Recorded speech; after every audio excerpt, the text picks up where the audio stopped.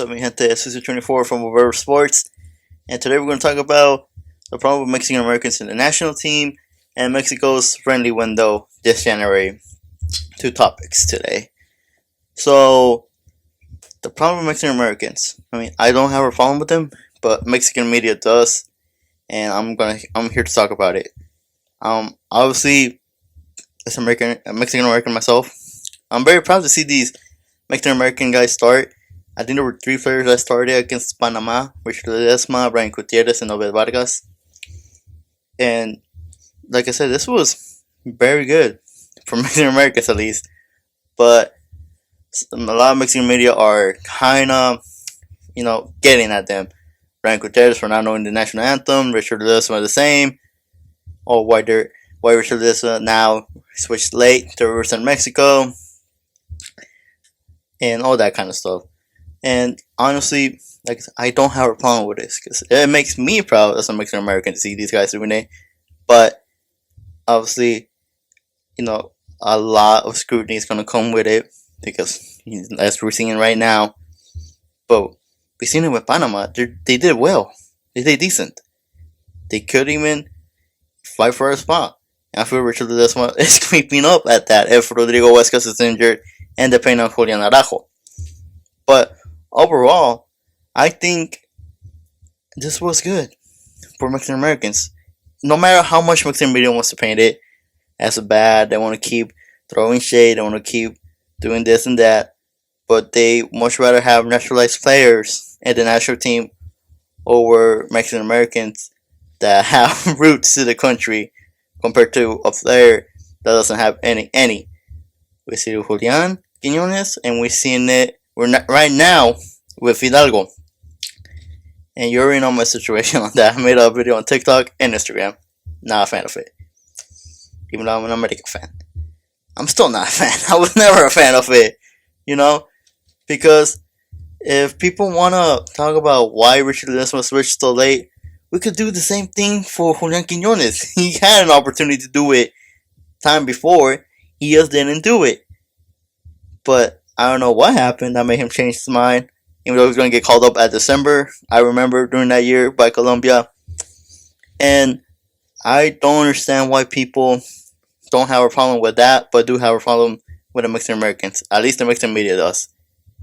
And I feel as more we progress, as more the game progresses as well, we gotta recruit these dual nats. We've seen it with the US. They're recruiting dual nats. And in order to step up the game, we gotta do the same thing. And overall, like I said, I don't have a problem with this. It's just that a lot of the Mexican media do. And for me, I think it's good that these guys want to represent Mexico. These Mexican Americans, or that the federation actually want them. I think they convinced, it was Richie who they convinced. I'm pretty sure Brian also convinced them. And Obed, he was out of the blue, he said he wants to represent Mexico, so that's good. But overall, that's my take on the Mexican American players. But on to the next topic. Oh boy, the friendlies. The friendlies. Oh man. Like I said, these aren't fit to FIFA, so obviously they're gonna miss some players, key players. And overall, I felt, not gonna lie, I wasn't expecting too much because I know how Vasco operates, and when I saw the call up, when I saw Charles Rodriguez and Jorge Sanchez, I'm like, yeah, I don't think this is gonna work out good. And overall, this was not a disappointing window, but there's still a lot to work on, and we don't have a lot of time. And I get it, this was just a Liga MX squad, but we're getting closer to the World Cup, man, and we're not doing any better the last games before these. And people don't let the scoreline fool you, man. Yes, we won, but the Panama game, that was an own goal. And Bolivia, I think we barely scrapped by. And honestly, things we learned, Jorge Sanchez should not be called up, man. I'm sorry. His time is up, man. I don't know how he keeps getting called up, but he shouldn't be at the World Cup, man. We've seen it. And the midfield, we noticed a big absence, and that's Gilberto Mora. And that's great to say that we're relying on a 17-year-old in the midfield to help us create something. And it's shown in the last 2 games, with basketball. And I'm not too much of a fan of that basketball. Very conservative football. But we seen that we needed Gilberto, and now another thing I've noticed is that it looks like Tala Rangel will be the starting goalkeeper. I thought Malagon was going to start these games, but it looks like Tala for moving forward, which is not bad.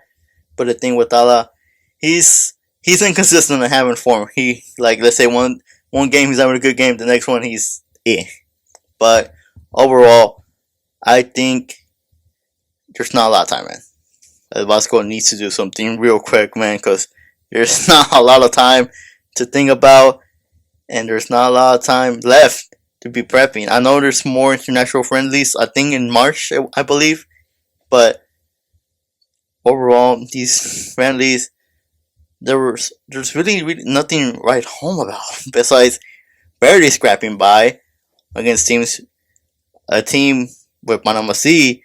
We should be dominating, and I think I'm not sure. I think an ex Panama player said this, that Mexico isn't the same country as it was back then, and I gotta agree with this guy, bro. We couldn't beat Panama City team. He is right, bro. Like, there's nothing to write home about this team. Like, back in the day, Liga MX was a decent enough league, but now, not so much, man.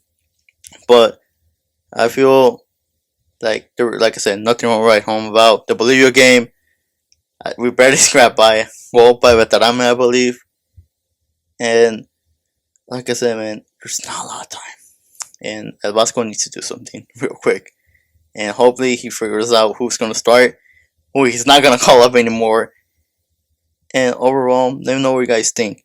We thought Mexico did well. We were expecting more. Disappointed. And also let me know what you think about the Mexican American situation. Are you all in for them or not?